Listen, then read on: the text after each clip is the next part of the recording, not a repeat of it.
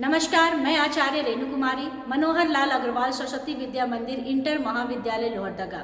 मैं इस वीडियो में कक्षा 12वीं की जायसी द्वारा रचित जो 12 मासा है उसका सप्रसंग व्याख्या करेंगे।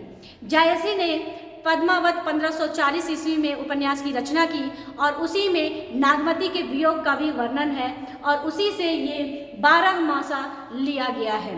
तो सबसे पहले हम लोग जानेंगे कि आखिर 12 मासा में किस चीज़ का वर्णन किया है कवि ने।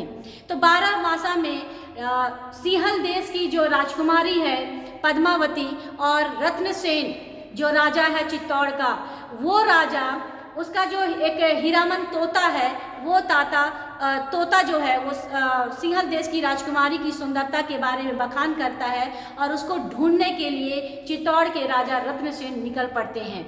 वो अपनी पत्नी को छोड़कर, उनकी पत्नी जो नागमती है, वो अपनी पत्नी को छोड़ करके सिंहल देश की राजकुमारी को ढूंढने के लिए निकलते हैं। तो यहाँ पर हीरामन जो तोता है वो गुरु का काम करता है और जो चित्तौड़ का राजा रत्नसेन है वो आत्मा है और यहाँ पर पद्मावती जो सिंहल देश की राजकुमारी है वो परमात्मा है। तो आत्मा और परमात्मा को मिलाने के लिए यहाँ पर मिलाने का जो काम कर रहा है वो है तोता, इसीलिए उसको गुरु कहा गया है। तो जब रत्नसेन सिंहल देश की राजकुमारी को ढूंढने के लिए चला जाता है तब यहाँ पर अकेली बेबस लाचार रह जाती है नागमती, जो अपने पति के वियोग को नहीं सह पाती है। उनकी विरह वेदना में रात दिन जलती रहती है।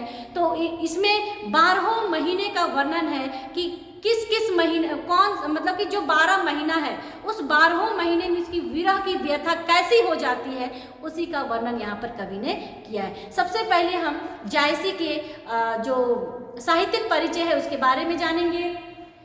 मलिक मोहम्मद जायसी, इनका पूरा नाम है मलिक मोहम्मद जायसी। इनका जन्म 1492 ईस्वी को जायस में हुआ था, इस कारण इसका नाम जायसी पड़ा।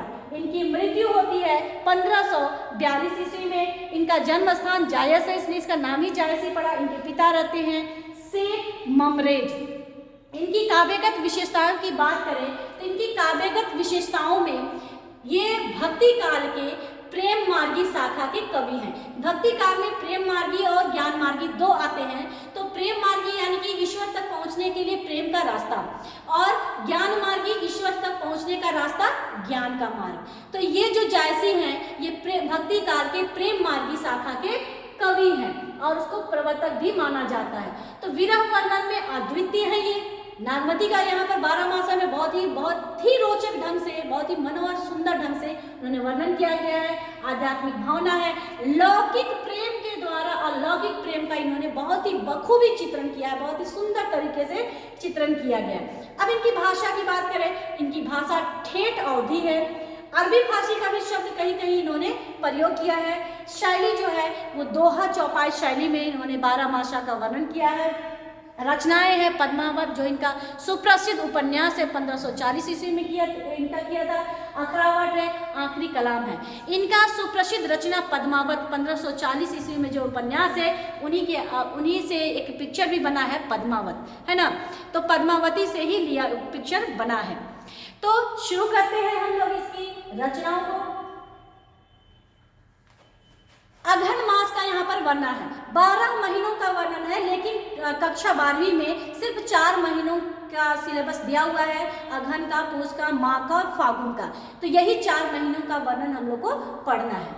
अघन दिवस घटा निसी बाड़ी, दूभर दुख सो जाए कीमी काढ़ी। यानी कि अघन का जो महीना है, जो नवंबर दिसंबर का महीना होता है, इसमें दिवस यानी कि दिन, घटा यानी कि घटना, निसी यानी कि रात, बढ़ी यानी कि बढ़ना। तो अघन का महीना में रात जो है लंबी होती है और दिन क्या होती है, छोटी होती है। दूभर दुख सो जाए की भी काढ़ी, यानी कि इस दूभर ठंड में, इस बड़ी रात में, इस विरह को, अपने पति के विरह के साथ मैं कैसे बिताऊंगी। यानी कि इस दूभर यानी कि इस कठिन विरह में इस विरह ठंड में मैं अपने पति के बिना कैसे जीऊंगी, कैसे रात बिताऊंगी, ये यहाँ पर कहती है। अब धनी देवस विरह भाराती।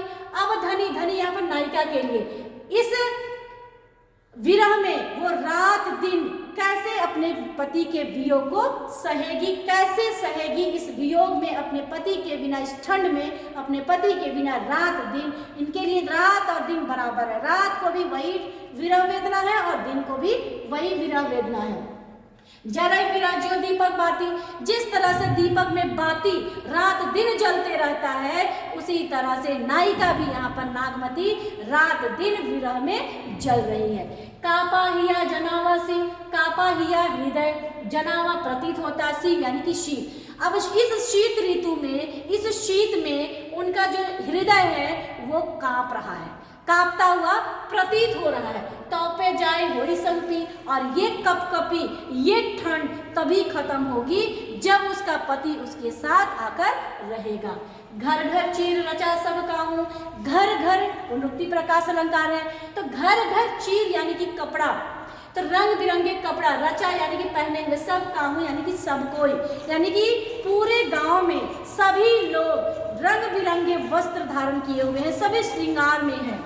मोर रूप रंग ले गाँव ना हो, मेरा रूप रंग मेरा पति मेरे साथ ले गया है। कहने का अर्थ है कि मेरा पति मेरे साथ नहीं है तो मेरा, हमें श्रृंगार का भी कोई मन नहीं है, यानी कि मेरा पति ही मेरा श्रृंगार है, और मेरा पति ही चूंकि मेरे साथ नहीं है तो मेरे लिए श्रृंगार कोई मायने नहीं रखता। पलटी ना बहुरा गाजो पिछोई, पलटी यानी कि पलट कर, बहुरा यानी कि देखना।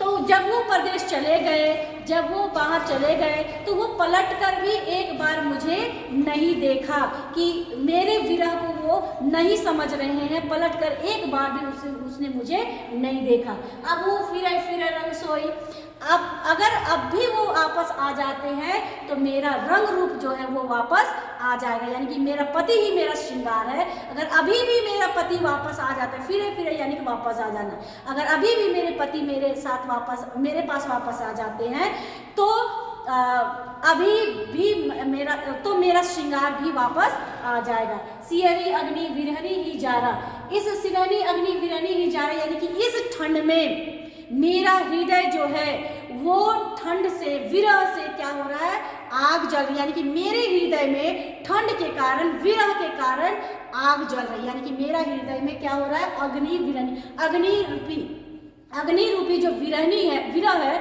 वो मेरे हृदय में जल रहा है। सुलगी सुलगी दग्ध बेचारा, और सुलग सुलग कर वो मुझे जलाकर क्या कर देगा, भस्म कर देगा, राख कर देगा। छारा यानी कि राख। यह दुख दगद ना जाने कंतु, ये जो मेरा दुख है, विरह का जो दुख है, वेदना जो है मेरे अंदर, उस विरह को, उस वेदना को मेरा कंतु ना जाने कंतु यानी कि मेरा पति नहीं जानता है, नहीं समझता है। यौवन भस्मंतु, और ये मेरा जो यौवन शरीर है इसको मैं क्या करूँगी, ये जो मेरा यौवन शरीर है वो क्या होगा, जल जल के राख हो जाएगा। पिए सौ कहे हूँ संदेशरा ए भौरा एक आग। अब यहाँ पर जो लाइन था ये चौपाई में है और नीचे का दो लाइन जो है वो दोहा में है। अब यहाँ पर अपने पति के पास संदेश भेजना चाहती, किससे, कौवे और भौरे से। तो कहती एक कौवे एक आग, पिया यानी कि मेरे पति को ये संदेश कह देना, है ना, ये संदेश जो है मेरे पति को कह देना, 100 घनी विरहे मर गई कहीं धुआं हम लाग, यानी कि तुम्हारे वियोग में हम जलकर राख हो गए और जलने के बाद जो धुआं उठी उसी धुएं से हम दोनों क्या हो गए, काले हो गए।